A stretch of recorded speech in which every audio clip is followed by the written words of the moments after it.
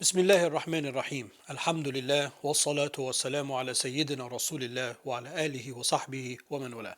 Welcome back everyone to the conclusion of this unit.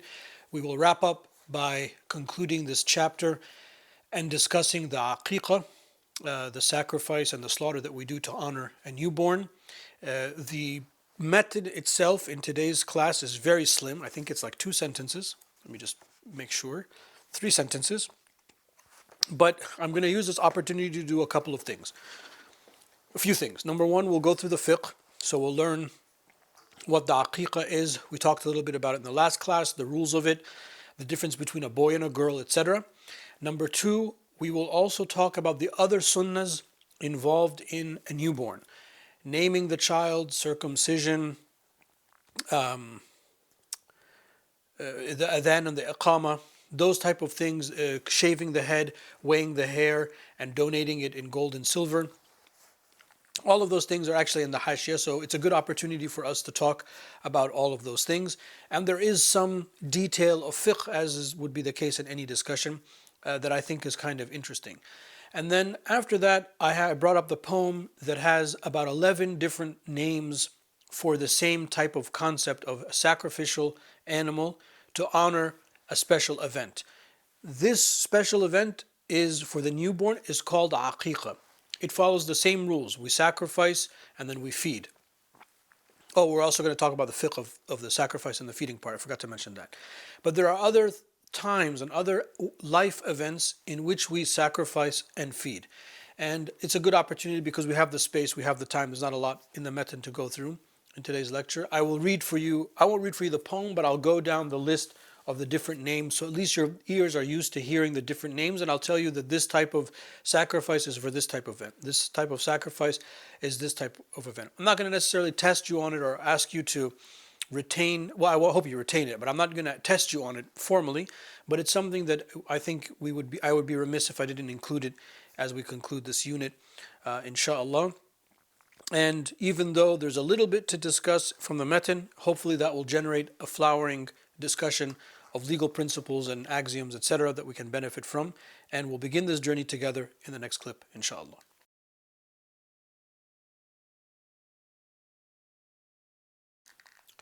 All right, so we begin the way we always begin, which is to turn directly to the text, the metin of Abi Shuja' radiallahu anhu.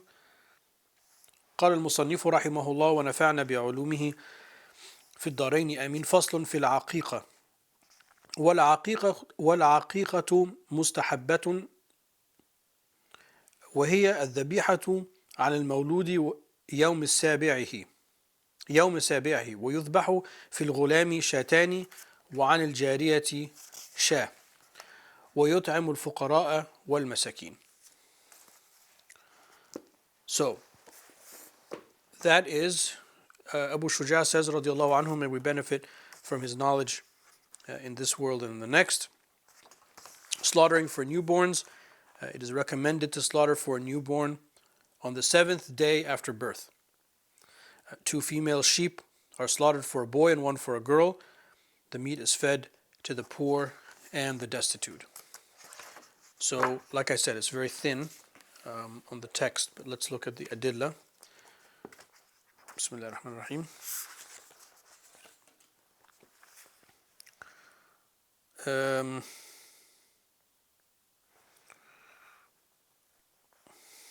mentioned some of those yesterday.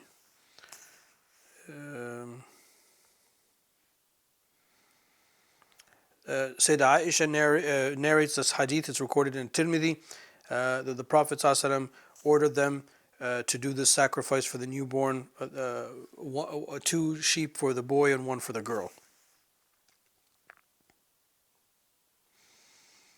And also Ibn Abbas narrates, as is recorded in Nisa'i, that the Prophet ﷺ did the aqiqah for both Al-Hasan and Al-Husayn, 2 sheep each. Alayhim as-salam. Okay, well that's actually the only adillah here. There are some others that will come up in the class when we begin the discussion, inshallah. Okay, let me get the hashiyah going here. Let me get my page, and then we'll talk about it. So we said in yesterday's class that this is a sunnah mu'akkada. This is a confirmed sunnah. The Prophet ﷺ did it, as we read, for his grandchildren, and told the Sahaba to do it. And we also have a tradition that's narrated in Tirmidhi that the aqiqah takes place on the seventh day, and the child's head is shaved. I'll talk about that momentarily, and then the child is named. So the whole sunnah is that when the child is born, and the day of the birth we include as day one, on the seventh day we do these things. We shave the head, so that the head can there are different plates on the skull that kind of, when the child comes out of the birth canal, the head is a little bit deformed, and then it takes a few days for the head to come round again. So we don't want to harm that. And we got to name the child. Of course, you can name the child from the beginning. Many people name the child before the child's even born. That's fine. We'll get into that momentarily. But then it's sort of like the seventh day is the marker for this. Okay, we're going to do all of these things on the seventh day, and this is like a celebration for the child and to ward off harm that might come their way, etc. Okay.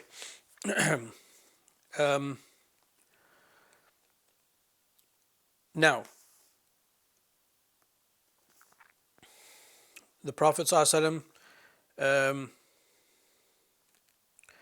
this is in Tirmidhi, narrated by Salman ibn Amir al-Daba'i radiallahu anhu, that the Prophet ﷺ said, Ma'al ghulam aqiqatuhu, with the newborn, with the child, is their aqiqah, their sacrifice. فَأَهْرِقُوا عَلَيْهِ دَمًا, slaughter the animal on their behalf. وَأَمِيتُ عَنْهُ الْأَذَى, and by doing that, ward off the harm that comes from them. So this is a way to protect the child, inshallah. Some took from this hadith a tradition that some of the blood of the animal is placed on the head, but that obviously, as you can imagine, even saying it out loud, a lot of the fuqaha find that questionable. But it does exist in some of the books. For the child, for the boy, the full sunnah is to shave the head. For the girl, you can shave or shorten it. There's actually not that much hair to start out with. The text tell us of the sunnah is to weigh that hair in silver, weigh that hair, and which is going to be like a nominal, like 3 grams or something. And that amount of silver, the monetary value of that, donated. And by qiyas, you can donate it. You can donate that amount in gold because it would be more of a donation. He brings up a discussion here about hair in general, because this is another section. The other section we talk about hair is in the Hajj, when you shave the head, that it is disliked for a woman to shave her head for no reason. The Prophet ﷺ said, "Man kana lahu sha'run falyukrimu." This is narrated in Abu Dawood on the authority of Abu Huraira radiallahu anhu. The Prophet ﷺ said, "Whoever has hair, let them honor it." So for us, you have hair, you take care of it, men and women, and of course, a woman's beauty is in her hair. It goes without doubt. I mean, irrespective of the hijab or not the hijab, I'm just saying in general as a physical aspect. I mean, women's hair is part of her beauty, so it's disliked. But here we're talking about we're talking about the newborn. So there is a little bit of a wiggle room for the girl. And we said that this is done on the seventh day, and then, as I said, I think a little while ago, that the day of the birth counts as the seventh day, so that we can get to number 7 quickly, rather than the day of the birth is 0 and then the next day is day 1. We want to do the good deed as soon as possible. Now he has a little bit of a discussion about delaying. So if you delay the aqiqah, or you didn't know about this, and then your child hits puberty, then there is no more opportunity to do the aqiqah, because now they are mature. But a person, after their maturity, can do an aqiqah for themselves. Now this is something that I also learned, because when I read that line, I was like, oh, well, there's a hadith that the Prophet ﷺ did the aqiqah for himself after he became a prophet. And then he says, actually, that's batil, according to the Majmu' and Nawawi's Majmu'. So subhanAllah, I didn't realize that there's some doubt cast in that tradition. Anyway, it is permissible for you as a person to do an aqiqah for yourself in adult age, but for somebody else to do it for you, like your parents or your guardian, after you've reached the age of puberty, that has gone away, that opportunity.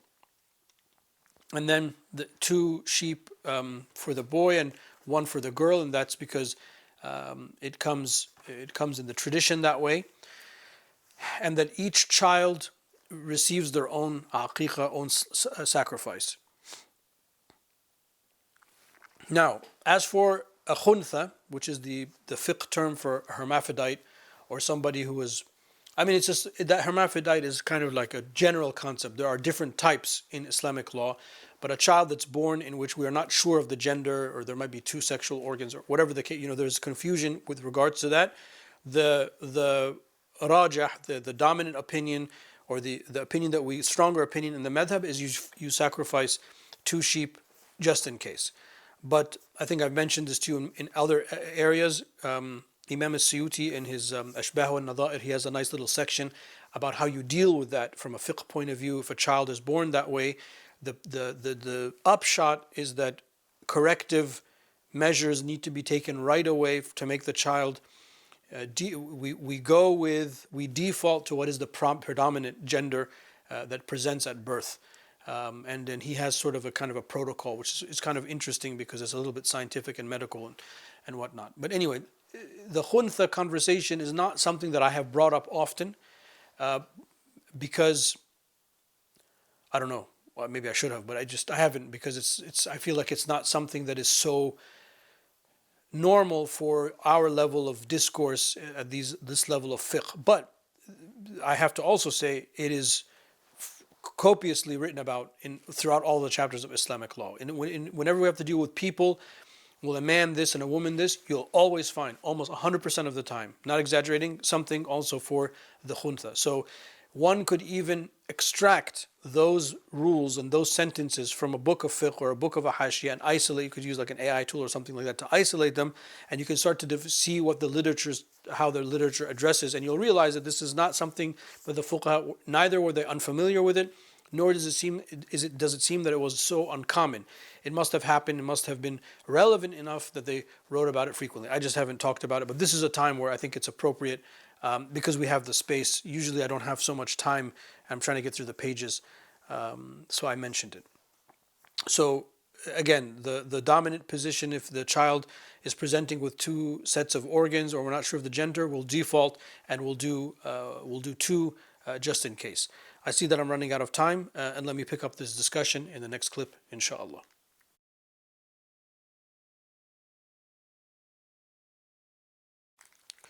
Okay, so we've talked about the sacrifice, and then he says you feed al-fuqara wal-masakin. Okay, you feed those that are poor and needy. The meat is fed to the poor and the destitute in the text itself. So now in this case,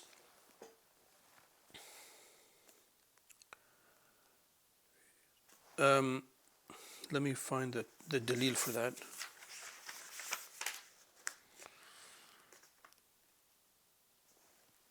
Bismillah ar-Rahman ar-Rahim.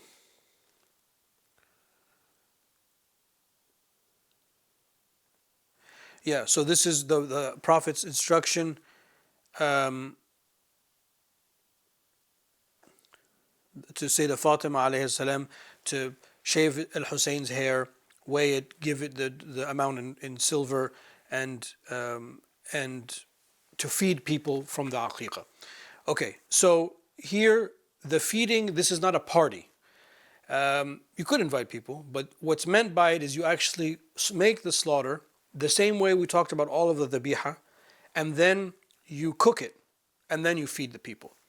And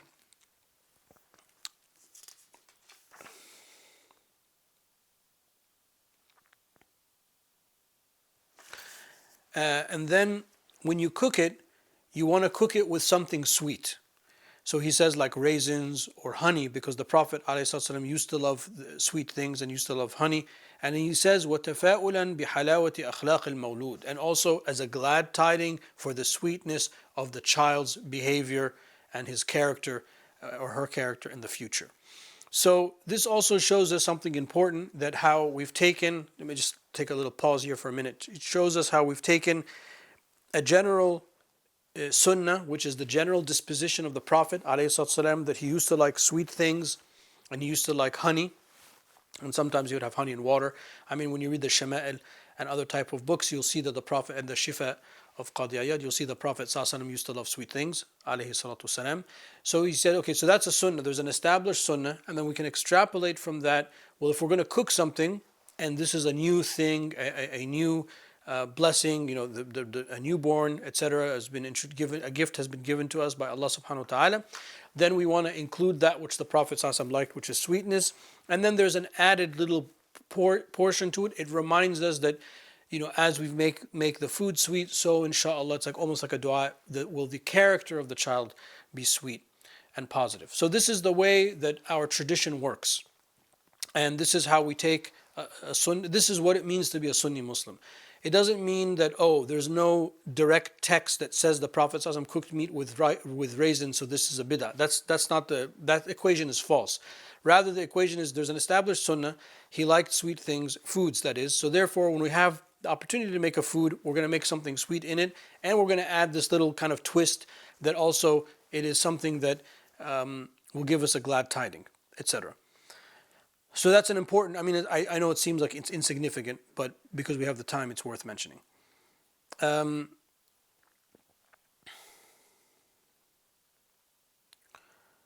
then he donates the food, as we said, to those who are less fortunate.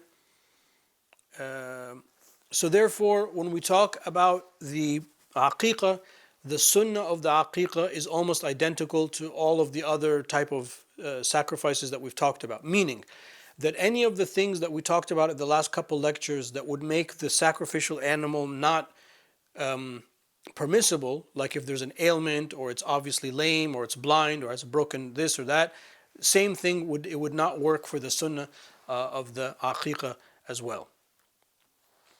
Not eating from it, donating it, impermissibility of selling it. The same rules that we talked about, and that's why it's included in this section, even though it has to do with a newborn. Okay, and then this is now leaving the text, now getting to the commentary, to the sharh, and then to the hashiyah. And then the sunnah is to recite the adhan in the right ear, and to recite the iqamah in the left ear. And this comes from a tradition by Ibn as-Sinni, which is narrated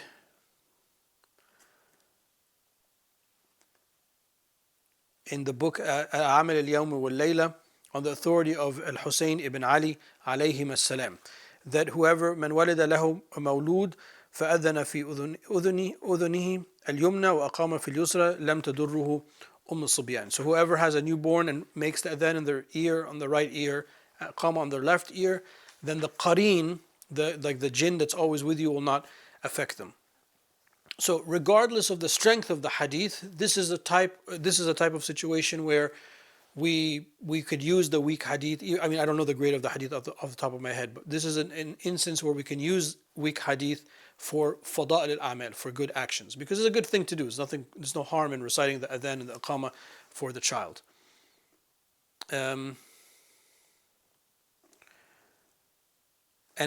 the Prophet himself did this, alayhi salam, for Sayyidina al-Husayn, alayhi salam, and this is narrated by Tirmidhi, and that hadith is Hasan Sahih.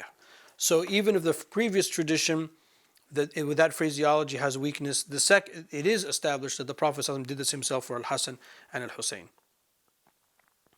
And the idea is that the first thing that the child will encounter in this world is the kalimat al-tawheed, the la ilaha illallah Muhammad Rasulullah sallallahu alaihi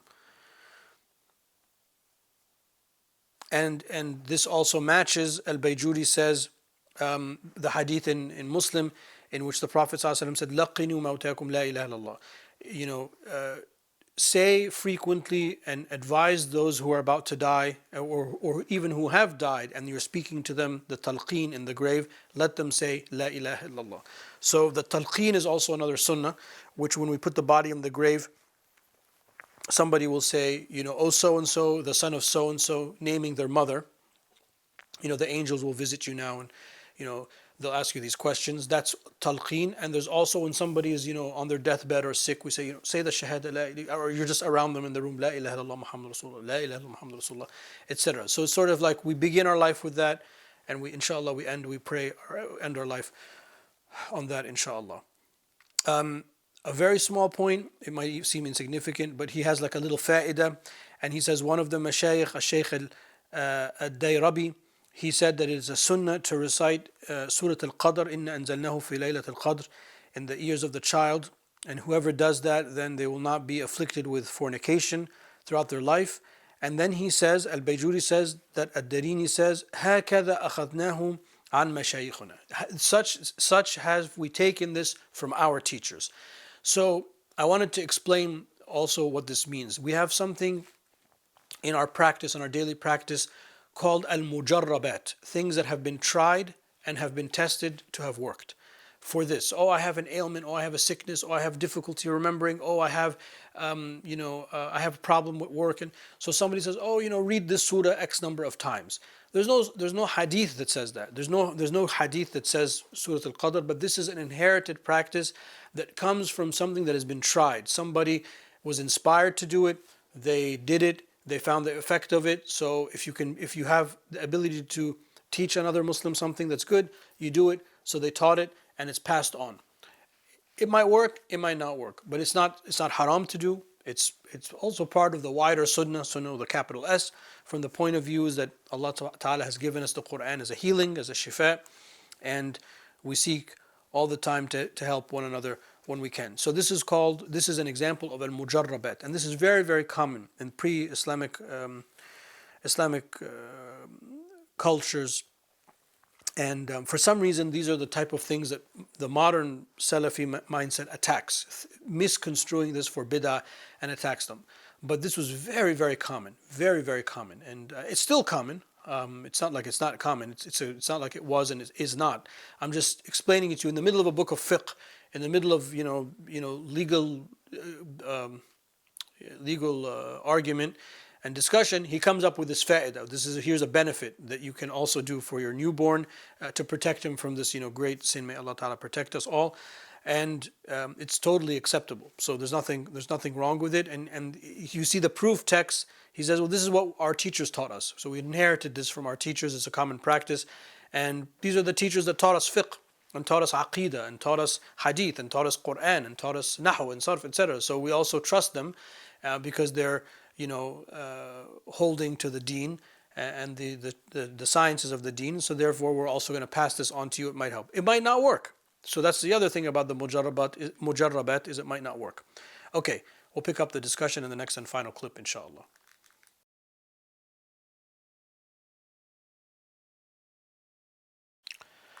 Okay, so we've talked about the adhan and the iqama, and then he says, and then it's a sunnah. Well, of course, the circumcision takes place when the child can. I've already talked about female circumcision. In the modern position, we don't allow that for a whole host of reasons.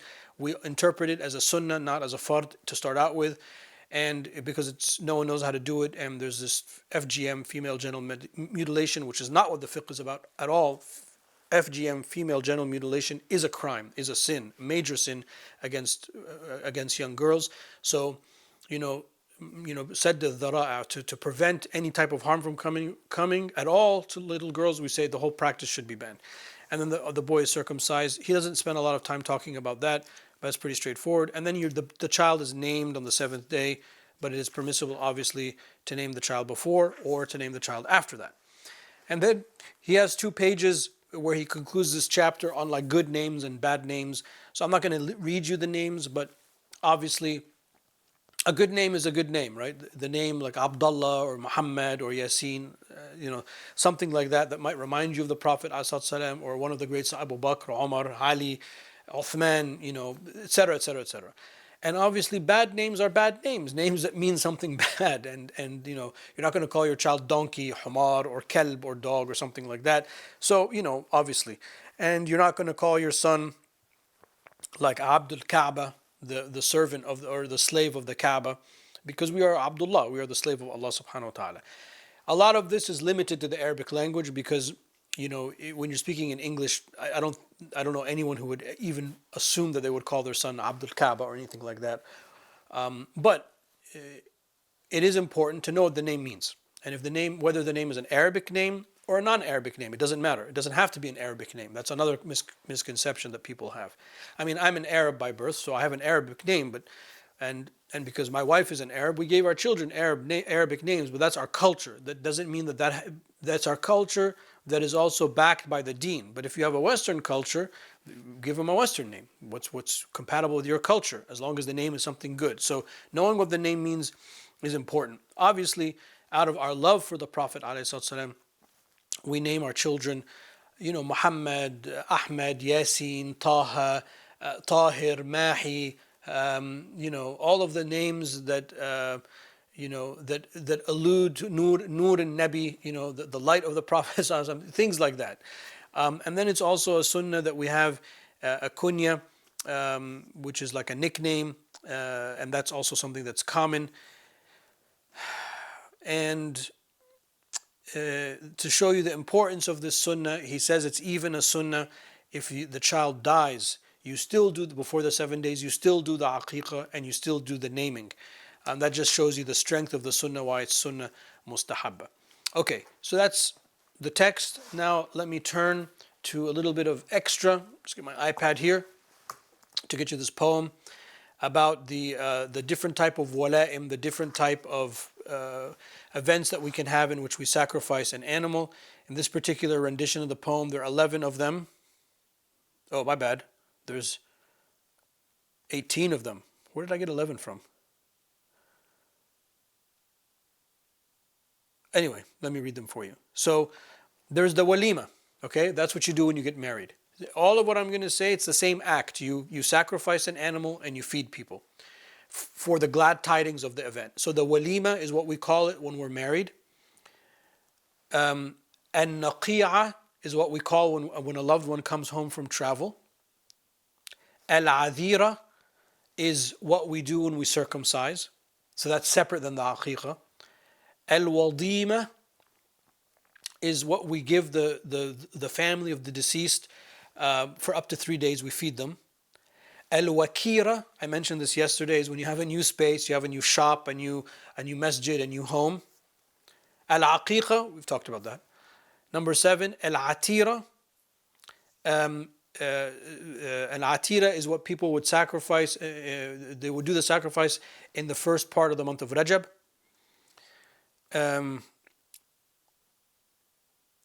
Al-mishdagh, Al-mishdagh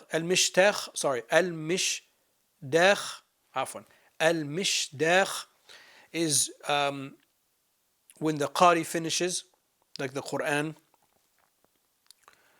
Al-imlak is after signing the marriage contract. So before, it's separate than the walima, so you haven't consummated the marriage. Al-hidhaq is for somebody who has memorized the Quran or done some kind of academic scholarly achievement. At-tuhfa is the walima that you have for a visitor. Al-qira is what you do for a guest. An-nuzul is the food that you prepare for somebody who has become a forced upon you guest. So maybe there's like bad weather and it's the power lines are down. So somebody knocks on your door, please, can you take me in, brother? Said, ahlan wa sahlan, of course, come in. Al-khurs, at the time of birth, when she gives birth, and to ease the pangs of birth. Al-fara, well, let's skip that one because that's something from the Jahiliyyah. Al-ma'duba,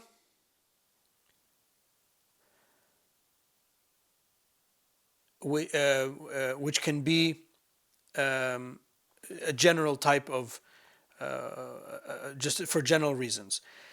So all of what I just read, the 14, 15 things that I just read, are some of the names you've probably heard before, some of the names you probably haven't heard before. Even when I read them, I mean, I stuttered on a couple of them. Like, what is that word? I don't think I don't think I've ever read that word other than the one time I learned about this poem, because they're not things that you use day to day. But you see that we're a very food-based people, alhamdulillah, we're very communal, festive people, and all of these are opportunities to take an animal, to sacrifice it according to the fiqh that we just took and we just learned together, and to spread the joy and to spread the khair. So this brings up another point. Let me just get this iPad out of my face. This brings up another point of, just I want you to also pay attention. These are sort of like parting wisdoms by Tariq because we have the extra space on this lecture. I want you to also constantly think about the cultural impact that Islamic law has on different Islamic cultures. When you look at things like clothing, food, housing, usually you will find this type of impact. If we're just talking about salah and siyam, and I mean, maybe it's just kind of, or like transaction law, it might be some sort of dry fiqh. But when you get into these type of things, actually that's not true. You'll find the cultural impact in all sections of Islamic law, but you'll find them more pronounced in these type of sections. That's what I wanted to say. It's a better way of saying it. So pay attention to something like this. And see, subhanAllah, think about, people used to gather in the masajid during difficult times and they would read all of Sahih al-Bukhari. That in itself is a sunnah. And then at the end of that, there would be a sacrifice that everyone would be able to benefit from. So imagine if I invite you and say, look, we're going to read all of Sahih al-Bukhari or Sahih al-Muslim in the masjid, or we're going to read the Risala of Imam al-Shafi'i, or we're going to read Hashit, whatever the case may be. And at the end, we do it all together. We spend a week or 2 weeks doing it day in and day out, several hours a day. And then I do the dhabiha and I feed everybody. Everyone's going to make dua for me. And everyone's going to be in a good mood and make dua that Allah accept our act. So it also, in English we say lubrication. That's a kind of a euphemism for drinking alcohol. So for us, it's a little bit different. We want to make people happy by doing something that is godly, which is like in the example I just gave, let's all read Sahih al-Bukhari today, which would take, it would take maybe, like when Imam al-Yunini did it, it took like 77 or something sessions. So it takes quite a bit of time.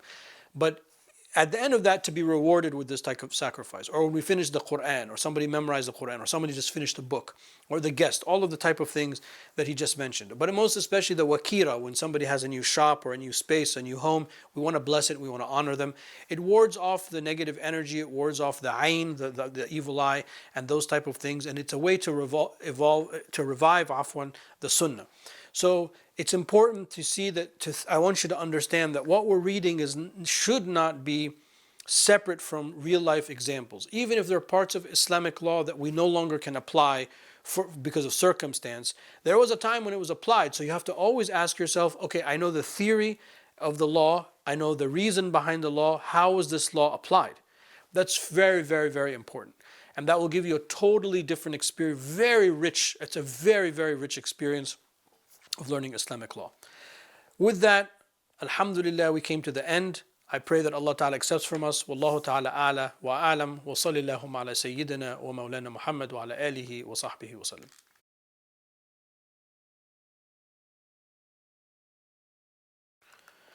Alhamdulillah, in our concluding class, we wrapped up by looking at the section of the aqiqah.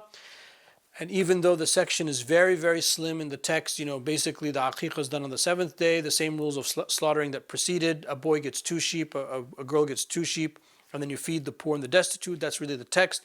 I took the time to extrapolate, to talk about some of the other things that happen during the newborn time, such as shaving the hair, donating its amount in silver or gold, giving the child a name. We made a reference to circumcision, the adhan in the right ear, the iqamah in the left ear, and those and giving the child a good name.